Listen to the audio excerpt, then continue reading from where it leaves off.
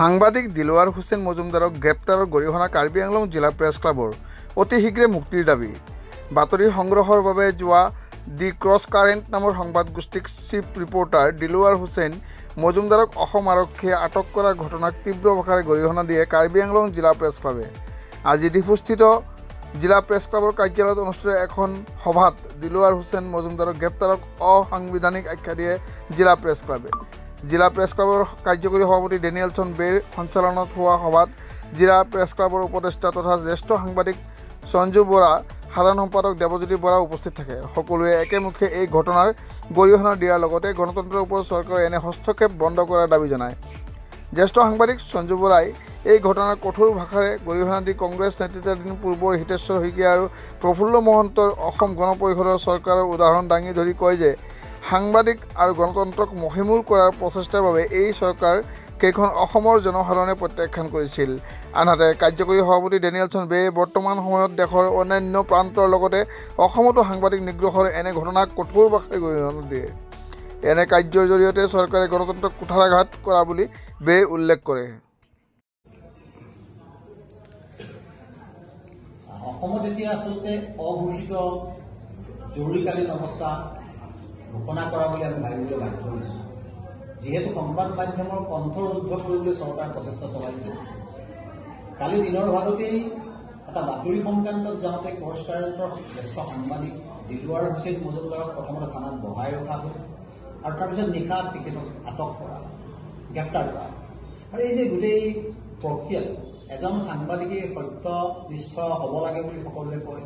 আমি যেতিয়া বাতৰি পৰিৱেশন কৰোঁ তেতিয়া আমাক কোৱা হয় যে যিসকল অভিযুক্ত, যাৰ ওপৰত অভিযোগ আহিছে তেওঁলোকৰ আপোনালোকে কথাখিনি নুশুনে, যোনে অভিযোগ দিয়ে তেওঁলোকৰ কথা শুনে। আৰু দিলৱাৰ হুছেইন মজুমদাৰে যিসকলৰ ওপৰত অভিযোগ আহিছিল, এপেক্স বেংকৰ চেয়াৰমেনৰ ওপৰত অভিযোগ আহিছিল, এপেক্স বেংকৰ কৰ্তৃপক্ষৰ ওপৰত অভিযোগ আহিছিল, আৰু সেইখিনি যেতিয়া সুধিবলৈ গৈছিল আৰু সেইখিনি সুধিবলৈ যাওঁতে তেওঁ আত্মপক্ষ সমৰ্থন কৰাৰ সুবিধা দিবলৈ যাওঁতে আচলতে তেওঁক গ্ৰেপ্তাৰ কৰা হ'ল। আৰু যিখিনি গোচৰ তেওঁলোকে তৰিছে এইটো আচলতে আমি ভাবিছোঁ ভুৱা গোচৰ।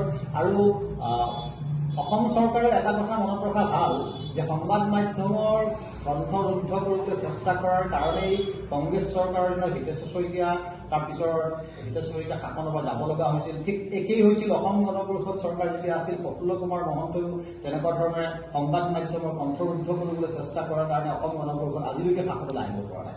এই গোটেই কথাবিলাক অসম চৰকাৰেও বিশ্লেষণ কৰা উচিত। তেওঁলোকে জনা উচিত গণতন্ত্ৰৰ চতুৰ্থ স্তম্ভক যেতিয়া কণ্ঠৰুদ্ধ কৰিবলৈ চেষ্টা কৰা হ'ব তেতিয়া জনসাধাৰণৰ ওচৰলৈ আচলতে বাতৰিখিনি কেনেকৈ যাব।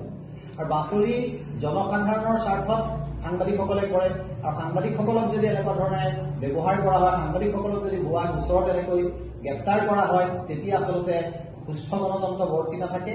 আৰু অসমৰ ৰাইজকো এইটো অনুৰোধ, এই যে গোটেই ঘটনাটো হ'ল এইটো অকল দিলৱাৰ হুছেইন মজুমদাৰৰ ঘটনা নহয়, এই গোটেইটো সংবাদ মাধ্যমৰে অকল সমস্যা নহয় যে আপোনালোকে মন কৰিব কোনোবাই কবিতা লিখাৰ কাৰণে গভৰ্ণমেণ্টে তেওঁক এৰেষ্ট কৰিছে, কোনোবাই ফেচবুকত যদি কিবা এটা দিয়ে, ছচিয়েল মাধ্যম মিডিয়াত যদি চৰকাৰক সমালোচনা কৰে তেওঁৰ ওপৰত এটা ভুৱা গোচৰ তৰি পেলাই তেওঁক জেললৈ পঠাই দিয়ে। এই যে গোটেই প্ৰক্ৰিয়াটো চলি আছে, চৰকাৰৰ যে গোটেই প্ৰক্ৰিয়াটো একদম খুব চাইলেণ্টলি চলি আছে, এইটো গোটেই সমাজৰ কাৰণে আচলতে অতি ভয়াৱহ, গণতন্ত্ৰৰ কাৰণে অতি ভয়াৱহ। গতিকে আমি সকলো দল সংগঠনে আচলতে এই ক্ষেত্ৰত মাত মতা উচিত। আৰু চৰকাৰৰ যি ফেচিষ্ট চৰিত্ৰ, এই চৰিত্ৰৰ বিৰুদ্ধে আচলতে সকলোৱে একগোট হৈ আচলতে প্ৰতিবাদ কৰাৰ বাহিৰেতো আমাৰ ওচৰত উপায় নাইকিয়া যে শাসনযন্ত্ৰ চৰকাৰৰ ওচৰত। গতিকে আমি প্ৰতিবাদেই কৰিব লাগিব, আৰু আমি তীব্ৰ প্ৰতিবাদ কৰিছোঁ চৰকাৰক আমি অনুৰোধ জনাইছোঁ, অসম আৰক্ষীক অনুৰোধ জনাইছোঁ, আপোনালোকৰ সুমতি হওক আৰু গণতন্ত্ৰ বৰ্তাই ৰখাৰ স্বাৰ্থত আপোনালোকে কাম কৰিব লাগিব।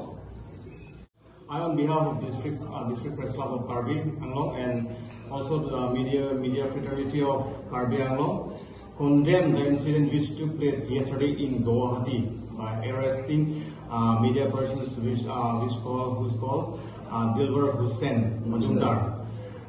He was doing his duty, and for doing his duty he was arrested yesterday. And also the same case is happening in Mumbai and also in Telangana, and also murder. A media person was murdered in Uttar Pradesh since last few months back. So the media persons in the district, not only in the district, in the state, and also in the country, are not free. So if they are not free, means the constitutional right, which is called freedom of speech, are violating by the some group of persons. So this should not be happen in the country, because we are living in a democratic country, and in a democratic country, media is called the fourth pillars. So if the fourth pillar is becoming this one, then the country or the government will do atrocity. So therefore, I once again condemn the arrest of Mr. Dilbar Hussain Majumdar yesterday. Thank you. গণতন্ত্ৰ আৰু প্ৰমূল্যবোধৰ কথা কোৱা এই শাসনাধিষ্ঠিত চৰকাৰখনৰ এনে কাৰ্যৰ আমি কঠোৰ ভাষাৰে গৰিহণা দিছোঁ কাৰ্বি আংলং জিলা প্ৰেছ ক্লাবৰ হৈ, আৰু আমি চৰকাৰক সকীয়াই দিছোঁ যে সংবাদ মাধ্যমৰ ওপৰত এনে বৰ্বৰ অত্যাচাৰ অতি শীঘ্ৰে বন্ধ কৰক, আৰু দিলৱাৰ হুছেইনে তেওঁৰ কৰ্তব্য পালন কৰিবলৈ গৈ যি তেওঁৰ লগত আচৰণ কৰিলে চৰকাৰী পক্ষই, এনেধৰণৰ প্ৰচেষ্টা অতি শীঘ্ৰে বন্ধ কৰক, আৰু গণতন্ত্ৰক বৰ্তাই ৰখাৰ স্বাৰ্থত চৰকাৰখন ব্ৰতী হওক, অন্যথা ৰাইজে ইয়াৰ বিচাৰ সময়ত কৰিব।